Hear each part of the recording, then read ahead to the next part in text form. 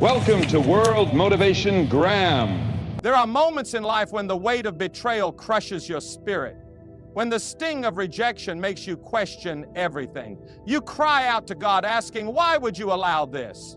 Why did you let them hurt me?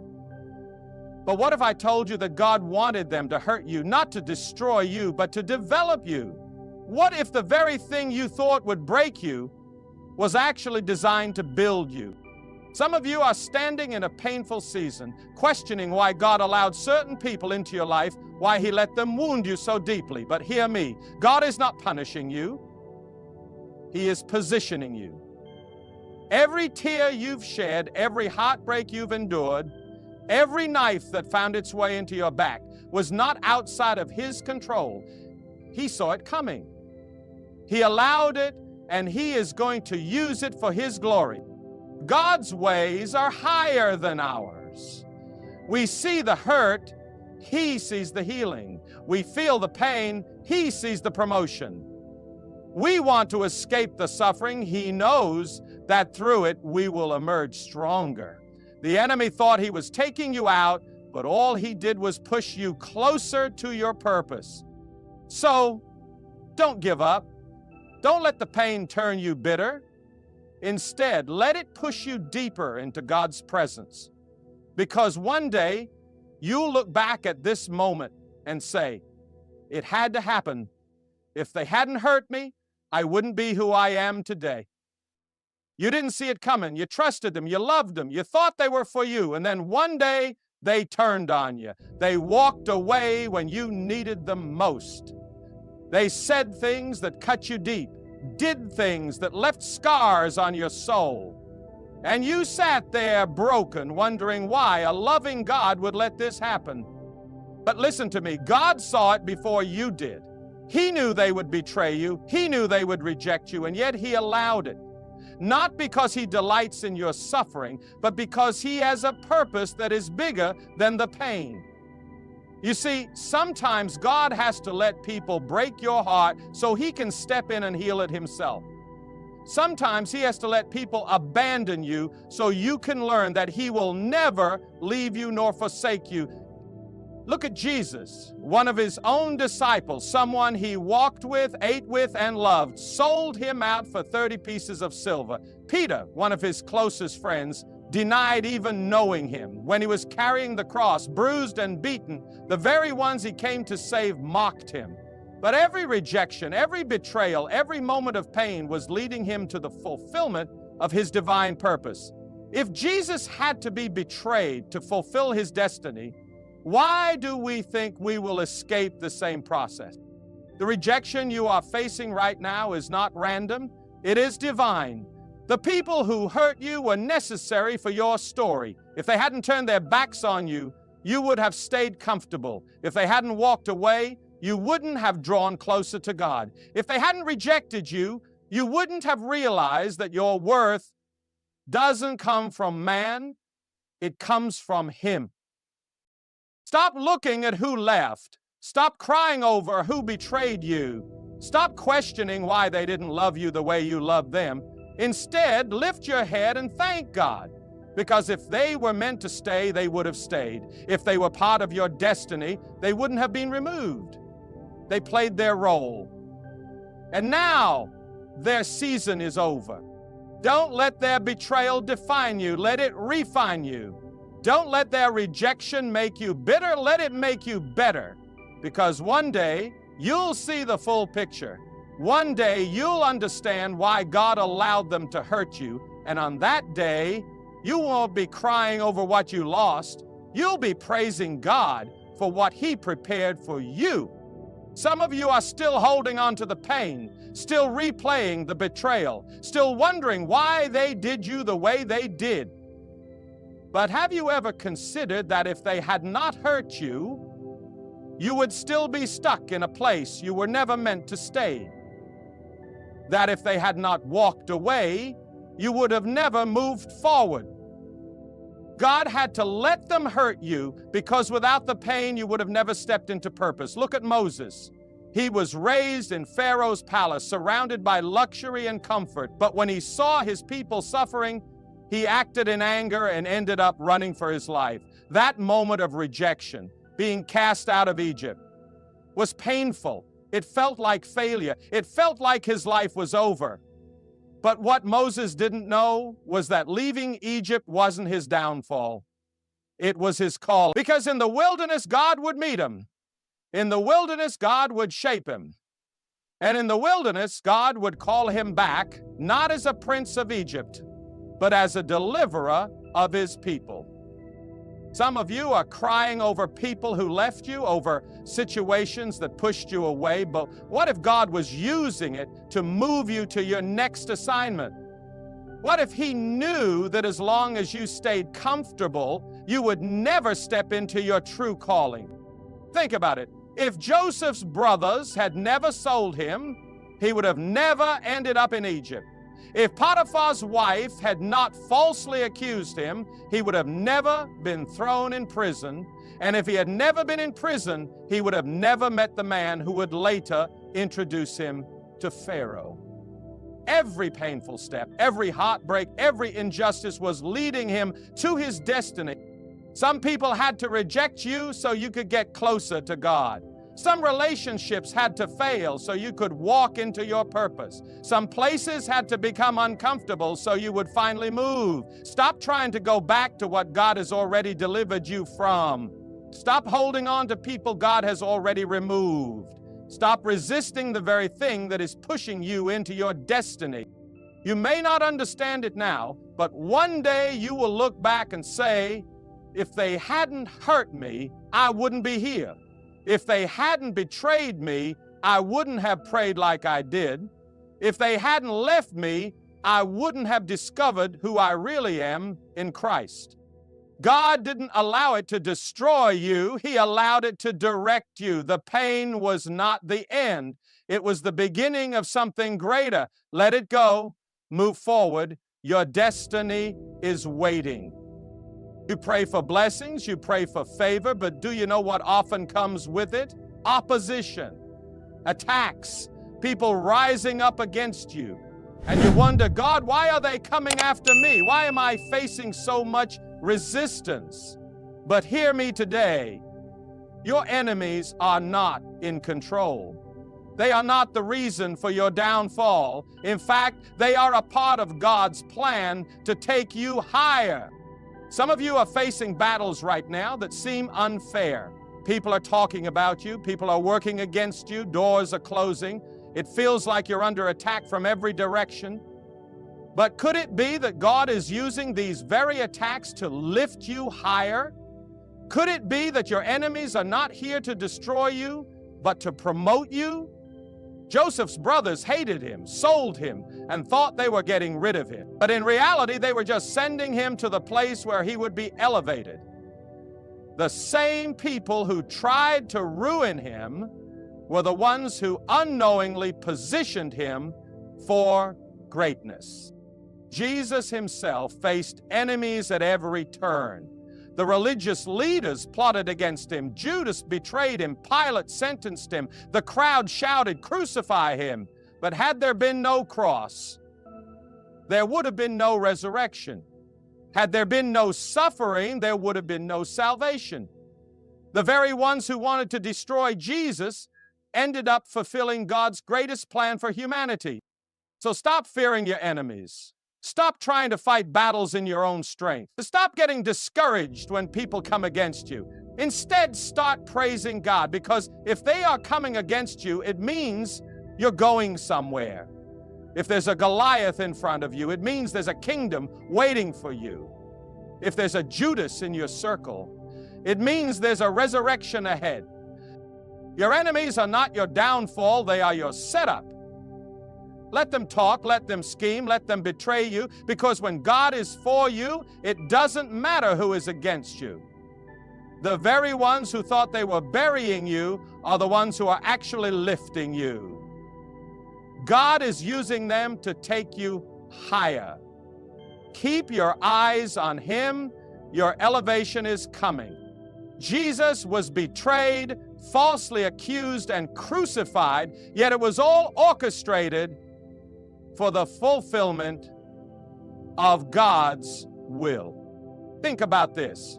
Jesus, the Son of God, the Savior of the world, was not spared from betrayal. He was not exempt from suffering. He was falsely accused, beaten, and nailed to a cross, not because he did anything wrong, but because it was necessary for God's plan.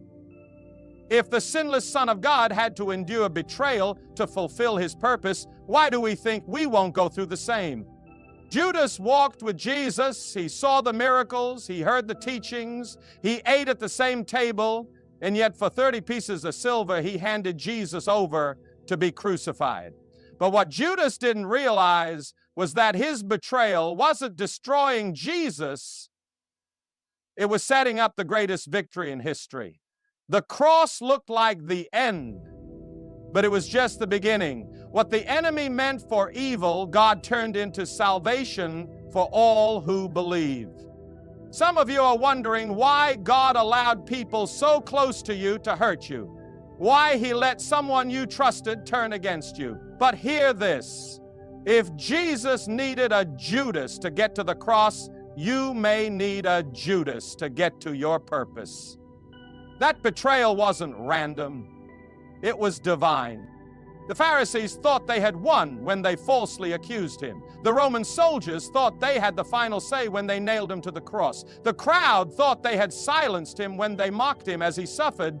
But 3 days later, the stone was rolled away, and Jesus walked out of the grave with all power in his hands. What they thought was his defeat was actually his victory. The same is true for you. The lies they told about you, the pain they caused, the wounds they left, it all felt like an attack, but God is turning it into an anointing. They may have pushed you down, but God is getting ready to raise you up. They thought they were burying you, but they didn't realize that a seed must be buried before it grows into something greater. So don't despise the betrayals. Don't let the false accusations shake you. Don't give up because people have turned against you. If they did it to Jesus, they'll do it to you. But just like Jesus, you will rise again. And when you do, the same people who thought they had defeated you will have to watch as God fulfills His purpose in your life. The cross wasn't the end. It was the pathway to glory. And your suffering isn't your end, it's your setup for something greater. Some doors only open after suffering, and some blessings only come through wounds. Nobody likes pain. Nobody likes suffering. When we go through hardships, we pray for God to remove them, to take the burden away. But what if I told you that some doors will only open in your life because of what you've suffered? That some of the greatest blessings you will ever receive will only come through the wounds you've endured. Some of you are carrying wounds from people who hurt you, from betrayals that cut you deep, from seasons that nearly broke you. And you keep asking, God, why did you let this happen? But what if that very wound is the key that will unlock your next level? What if the pain you went through is the doorway to the purpose God has for you? Jesus was nailed to the cross, his body broken, his hands and feet wounded, but through those wounds, salvation came to the world. Thomas, one of his disciples, didn't believe Jesus had risen until he saw the wounds in his hands. It was the scars, the marks of suffering that proved the power of resurrection. Your scars tell a story. The suffering you've endured is not in vain. There are doors God is getting ready to open in your life, but they require you to go through the fire first. Just like gold is refined in the flames, just like a diamond is formed under pressure, your pain is producing something far greater than you can see right now. You may not understand it now, but one day you will look back and see that the suffering wasn't meant to destroy you, it was meant to prepare you. The very thing that wounded you is the thing God will use to bless you. The very thing that broke you is what He will use to build you. Don't despise your suffering. Don't curse your wounds, because through them, God is about to open doors that no man can shut. Too many people believe that when they go through suffering, it must be because God is angry with them, that they did something wrong, that they are being punished. But let me tell you today, your pain is not God's punishment. It is His preparation. What you are going through is not meant to destroy you. It is meant to prepare you for something greater. Look at Job. He was a righteous man, yet he lost everything. His wealth, his health, his children. His friends told him he must have sinned, that God was punishing him. But God wasn't punishing Job. He was preparing him for a greater revelation of His power and faithfulness. And in the end, Job received double for everything he lost. Some of you are in a season of pain right now, and the enemy is whispering in your ear, God has abandoned you. God is punishing you. But hear me, if God was done with you, He wouldn't be preparing you. The very fact that you are going through hardship means that God is still working in your life. He is strengthening you. He is molding you. He is teaching you to trust Him like never before. Jesus Himself endured suffering not because He was being punished, but because He was being prepared. Before He stepped into His public ministry, He was led into the wilderness to be tested. Before He stepped into His greatest victory, He had to endure the cross. If suffering was part of Jesus' journey, why do we think we will escape it? Your pain is not in vain. God is using it to make you stronger, to build endurance in you, to prepare you for what's coming next. And when you come out on the other side, you will see that what felt like suffering was actually shaping you for the destiny God had already planned. So hold on, don't give up. This is not the end of your story. It is the preparation for your next chapter. When you go through pain, it can feel pointless. The betrayal, the rejection, the heartache. It can seem like nothing good could ever come from it. But listen to me. God does not waste suffering. He takes the very thing that was meant to break you and turns it into the very thing that empowers you. Look at Peter. He denied Jesus 3 times. He wept bitterly, ashamed, broken, feeling like he had failed. But did God discard him? No. Instead, after the resurrection, Jesus restored Peter and used him to preach the first great revival where thousands came to Christ. His failure became the foundation of his greatest calling.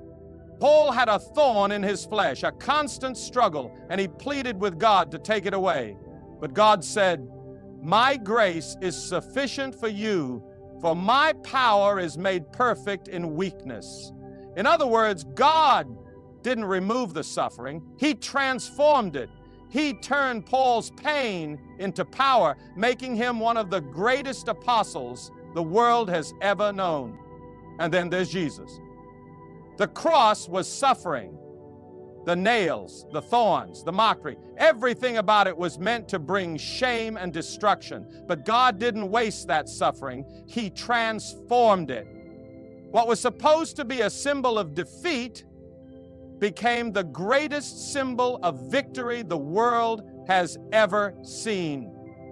Some of you have gone through things that nearly crushed you. You've been betrayed by people you trusted. You've been wounded by words spoken against you. You've faced loss, rejection, and heartbreak. But let me tell you something. None of it was wasted. God is taking your suffering and turning it into your testimony.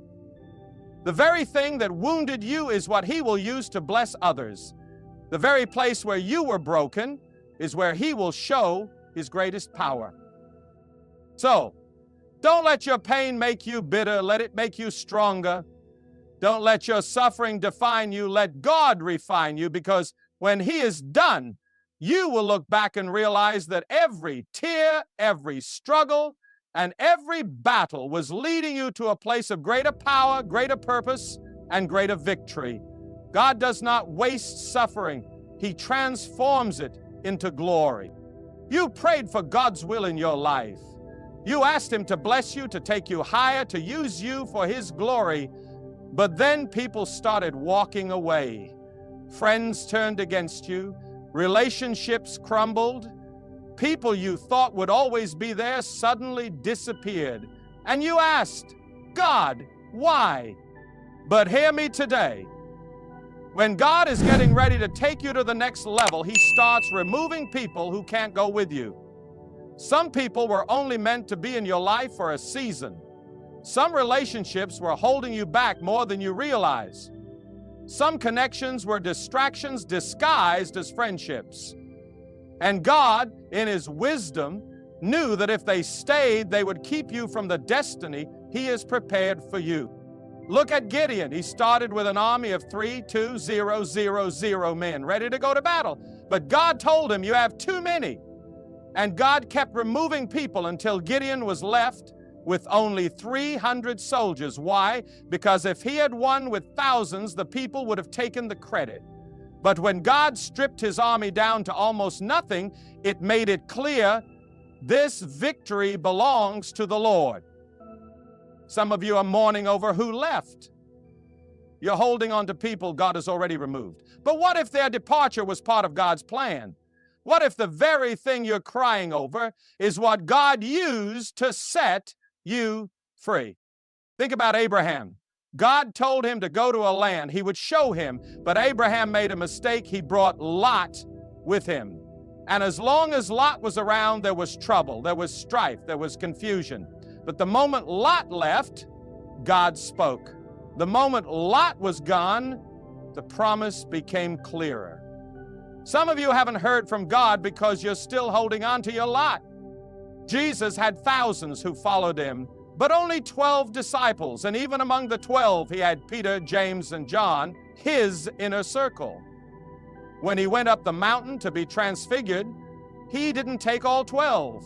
He only took 3. Why?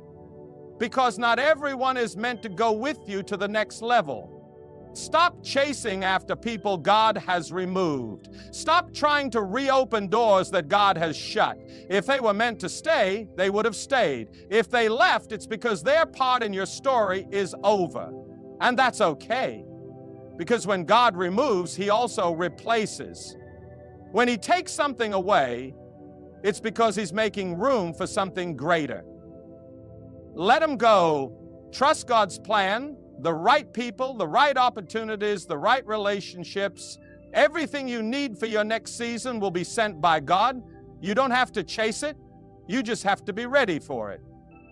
There are seasons in life where it feels like you're all alone. Friends stop calling. People you once relied on disappear.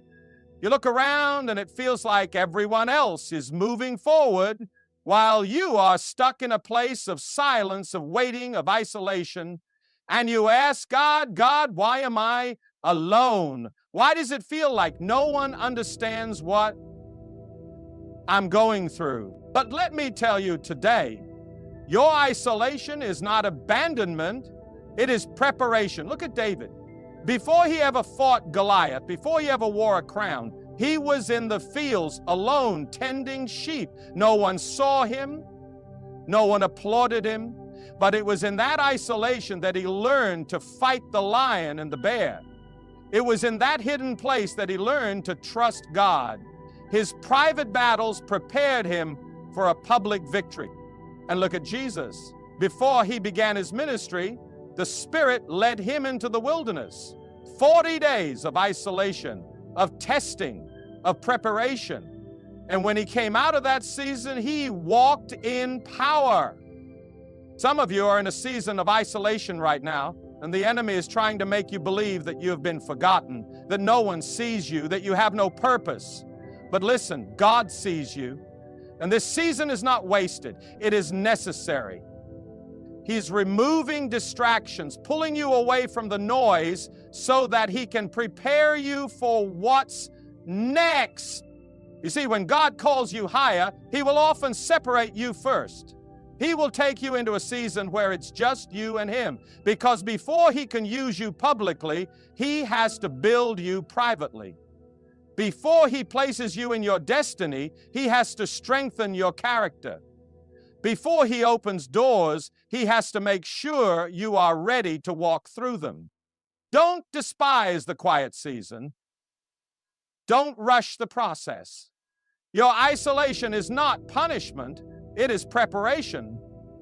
And when God is finished, when He has refined you, strengthened you, and filled you with His power, you will step into your destiny with a confidence that only comes from knowing God Himself has prepared you for this moment. Stay faithful, stay ready, because when this season ends, you won't recognize the person you have become. You will be stronger, wiser, and ready for the next level God has for you. Sometimes the very people who tried to destroy you are the ones God will use to promote you. You don't have to fight for your place, prove yourself, or seek revenge. God knows how to prepare a table for you in the presence of your enemies. He knows how to take what was meant for evil and turn it into a testimony that even your enemies will have to witness. Look at Joseph. His brothers hated him, threw him into a pit, and sold him into slavery. They thought they had buried him, but they were actually setting him up for the palace. Years later, when famine struck, the same brothers who betrayed him had to come and bow before him, not knowing that the one they had thrown away was now the one who held the key to their survival. Look at Daniel. His enemies set a trap to get him thrown into the lion's den. They thought they had silenced him, but God shut the mouths of the lions, and the next morning Daniel was lifted out unharmed, while his enemies were thrown into the very trap they had set for him. And look at Jesus. The religious leaders plotted against him. Judas betrayed him. The crowd shouted, "Crucify him." They thought they had defeated him. They thought the cross was his end. But 3 days later, he rose in power, proving that what they meant for his destruction was actually the fulfillment of God's greatest plan. And now the name of Jesus is lifted above every name. His enemies may have put him in the grave, but his resurrection announced his elevation. Some of you are surrounded by people who are trying to bring you down. They are lying about you. They are plotting against you. They are hoping to see you fail. But hear me, they don't have the final say. The same people who counted you out will have to watch as God lifts you up. The same people who tried to bury you will have to witness your breakthrough.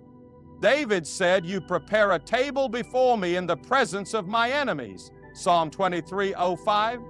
That means your enemies are not a sign that you're losing. They're a sign that God is getting ready to bless you, because the only way they can see your table is if God allows them to stay and watch. So don't waste time fighting battles that belong to the Lord.